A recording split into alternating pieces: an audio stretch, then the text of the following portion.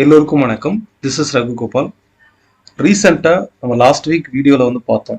Nifty வந்து 24,500 touch பண்ணும்போது எல்லாமே ஒரு பவுன்ஸ் பேக் ஆகுது. ஸோ இந்த முறையும் 24,500 டச் பண்ணிட்டு பவுன்ஸ் பேக் ஆகலாம். மினிமம் 25,000ங்கிறது ஃபர்ஸ்ட் ரெசிஸ்டன்ஸ் ஆகும்.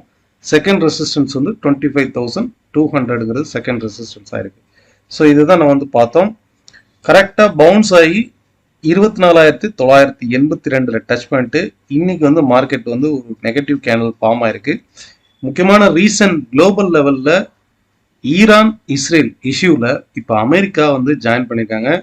அமெரிக்க அதிபர் டொனால்ட் ட்ரம்ப் வந்து ஈரான் தலைநகரான டெக்ரான்ல இருந்து வெளியேறுங்கன்னு சொல்லியிருக்காரு. ஸோ அமெரிக்காவும் இந்த வாரில் இன்வால்வ் ஆகிறாங்க அப்படிங்கிறது கன்ஃபார்ம் ஆயிடுச்சு. பிகாஸ் ஒரு தாக்குதல் நடத்துறதுக்கு பிஃபோராக அந்த இடத்துல பொதுமக்கள் வெளியேறுங்கன்னு சொல்லுவாங்க. ஏன்னா இது வந்து வார் க்ரைமாக ஆகிடக்கூடாது அப்படின்றதுனால பிஃபோராக இன்ஃபார்ம் பண்ணுவாங்க. ஸோ அமெரிக்காவும் இதில் இன்வால்வ் ஆகிறதுனால அந்த நாட்டு பங்குச்சந்தைகளுக்கும் இது வந்து ஒரு நெகட்டிவ் இம்பேக்ட் தான். யூஎஸ் மார்க்கெட் வந்து ஃபால் ஆகும்போது வேர்ல்டு மார்க்கெட் எல்லாமே வந்து அதோடு சேர்த்து ஃபால் ஆகும். ஃபைன். முக்கியமாக க்ரூட் ஆயில் அண்ட் நேச்சுரல் கேஸோடைய ப்ரைஸ் வந்து இன்னும் ரைஸ் ஆகும். ஏன்னா கத்தார் தான் அந்த நேச்சுரல் கேஸோடைய பெரும்பகுதி வந்து வேர்ல்டில் கத்தார் வந்து ப்ரொடியூஸ் ஆகுது. ஸோ இந்த நேச்சுரல் கேஸ் வந்து எப்படி வெளியே வரும்? நேச்சுரல் கேஸாக இருக்கட்டும், ஆயிலாக இருக்கட்டும், இப்போ சவுதி அரேபியாவிலேருந்து ஆயில், அதே போல் பக்ரைன், குவைத்து, ஈரான், ஈராக், இது எல்லாமே வந்து இந்த ஈரானுடைய அந்த கடல் வழித்தளம் வழியாக தான் இந்த ஆயில் வந்து வெளியில் எக்ஸ்போர்ட் ஆகும். ஸோ இதில் பிரச்சனை வரும்போது அவுட் சைடில் எக்ஸ்போர்ட் பண்ணுறதுக்கான இஷ்யூஸ் வந்து வரும். க்ரூட் ஆயிலினுடைய ப்ரைஸ் வந்து ஆட்டோமேட்டிக்காக ரைஸ் ஆகும். ஸோ ஃப்யூச்சரில் க்ரூட் ஆயில் ப்ரைஸ் ரைஸ் ஆகும்போது இந்தியாவில் வந்து பெரும்பகுதி க்ரூட் ஆயிலுக்கு தான் செலவு பண்ணுறாங்க. வெளியிலேருந்து தான் நம்ம வந்து க்ரூட் ஆயில் வந்து வாங்குகிறோம், இந்தியாவில் ப்ரொடியூஸ் பண்ணுறது கிடையாது. ஸோ இந்தியன் எக்கனாமிலையும் சம் ப்ரெஷர்ஸ் வந்து கொடுக்கும். ஸோ நிஃப்டியை டெக்னிக்கலாக பார்க்கும்போது ஒவ்வொரு முறையும் 24,500 டச் பண்ணும்போது அடுத்த ஒரு 2 to 3 டேஸ்லேயே 25,000ங்கிறது ஒரு 500 பாயிண்ட்டுங்கிறது ஈஸியாக ரீச் ஆகிடுது. இந்த இடத்துல பாருங்கள், 2 டேஸ்லேயே ரீச் ஆகிருக்கு. அனதர் 4 டேஸில் 25,200 ரீச் ஆகிருக்கு. இப்பயுமே இந்த இடத்துல டச் ஆகிட்டு அடுத்த 3வது நாளே 24,982 வரைக்கும் வந்து அப்சைடில் ரைஸ் ஆகிருக்கு. ஸோ 25,000 ஆல்மோஸ்ட் இன்னும் 20 பாயிண்ட் தான் 25,000க்கு. 25,000ங்கிறது ஃபர்ஸ்ட் ரெசிஸ்டன்ஸ் ஆகும். 25,200ங்கிறது மேக்ஸிமம் ரெசிஸ்டன்ஸ். இந்த இடத்துல போகும்போது 25,200 டச் பண்ணும்போது செல்லர்ஸ் என்ட்ரு ஆகிறாங்க. ஒவ்வொரு முறையும் இந்த இடத்துல இங்கே டச் பண்ணும்போது என்ட்ரு ஆகிருக்காங்க, இங்கேயும் அதே மாதிரி தான். இந்த இடத்துல கிட்டத்தட்ட 3 டைம்ஸ் இந்த மாதிரி தான் நடந்துட்டு இருக்கு. ஸோ இந்த முறை மார்க்கெட் கீழே ஃபால் ஆச்சு, டவுன் ட்ரெண்ட் அப்படின்னாக்கா 24,500க்கு பிலோவில் ஒரு டே கேண்டில் க்ளோஸ் ஆகுதா? ஸோ ஓவரால் மார்க்கெட் இந்த வார் சிச்சுவேஷன் சிவியர் ஆக போகுது அப்படின்னு நம்ம வந்து தெரிஞ்சுக்கலாம். பேங்க் நிஃப்டியில் நேற்றுக்கு நம்ம என்ன பார்த்தோம்? பேங்க் நிஃப்டியில் ப்ரீவியஸ் வீடியோவில் நம்ம என்ன பார்த்தோம்? 56,000ங்கிறது ரெசிஸ்டன்ஸாக இருக்கும். மேக்ஸிமம் 56,000லேருந்து 56,500 இந்த ஜோன் வந்து இந்த ட்ரெண்ட் இது வரைக்கும் அப் ட்ரெண்ட் வந்து இந்த ட்ரெண்டை ஃபாலோ பண்ணி தான் மூவ் ஆகிருக்கு. இந்த இதில் பாருங்கள், இந்த ட்ரெண்டை ஃபாலோ பண்ணி தான் ஒவ்வொரு ஆக்டிவிட்டீஸும் அப் சைடில் மூவ் ஆகிருக்கு. ஸோ இந்த ட்ரெண்டு பிரேக் அவுட் ஆகும்போது இதே ட்ரெண்டு ரெசிஸ்டன்ஸ் ஆகும்.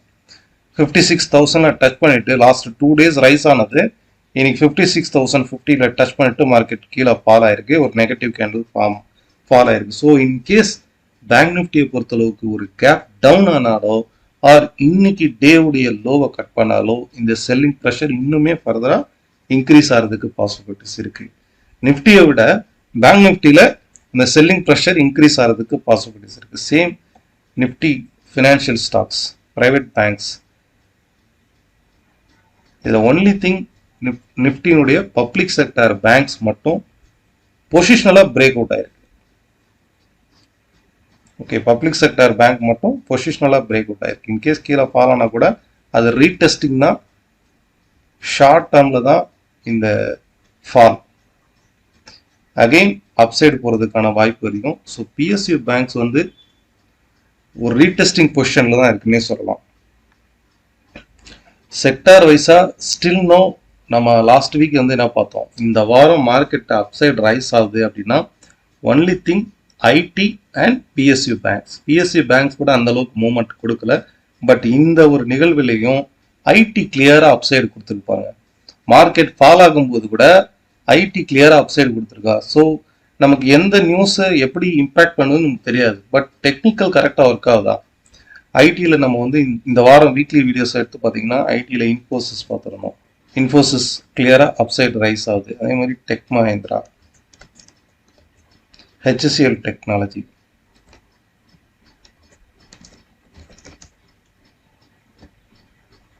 இதுவுமே கிளியரா பிரேக் அவுட் ஆயிட்டு லாஸ்ட் 3 டேஸாவே கண்டினியூஸா ரைஸ் ஆகுது.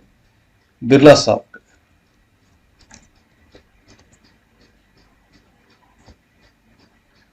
ஓகே, ஸ்மாலா ரைஸ் ஆகுது. பிர்லா சாஃப்டை பொறுத்தளவுக்கு 450ங்கிறது ஃபர்ஸ்ட் ரெசிஸ்டன்ஸா இருக்கும். இதை பிரேக் பண்ணும்போது ஒரு ஸ்ட்ராங்கான அப்சைடு மொமெண்டம் வந்து கிரியேட் ஆகும். 550, 610 வரைக்கும் பிர்லா சாஃப்ட். ஏன்னா பொசிஷனலாக பாருங்க, கிட்டத்தட்ட ஒரு 3 to 4 இயர்ஸ் உடைய லோவில் இருக்குது. ட்ரெண்ட் லைன் சப்போர்ட்ல இருக்குது. 2020லேருந்து வரக்கூடிய ட்ரெண்ட் லைன் சப்போர்ட்ல இருக்குது. இதில் ஒன்லி திங் டாடா பங்குகள் வந்து சிவியரா சரிஞ்சிருக்கு. டாடா மோட்டார்ஸ் வந்து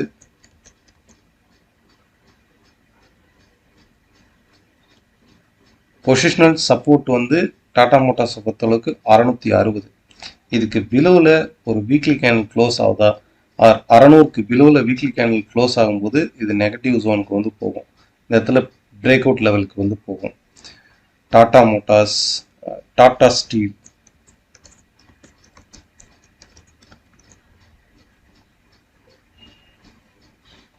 ஸோ இதுவுமே வந்து அப்சைடு பிரேக் அவுட் ஆகிட்டு திரும்பவும் கீழே ஃபால் ஆகுது. பார்க்கலாம். இந்த ஓவரால் ட்ரெண்ட் வந்து சைட்வேஸ் அப் ட்ரெண்டாக தான் ஸ்டில் நோ இருக்குது. எஸ்பிஐஎன்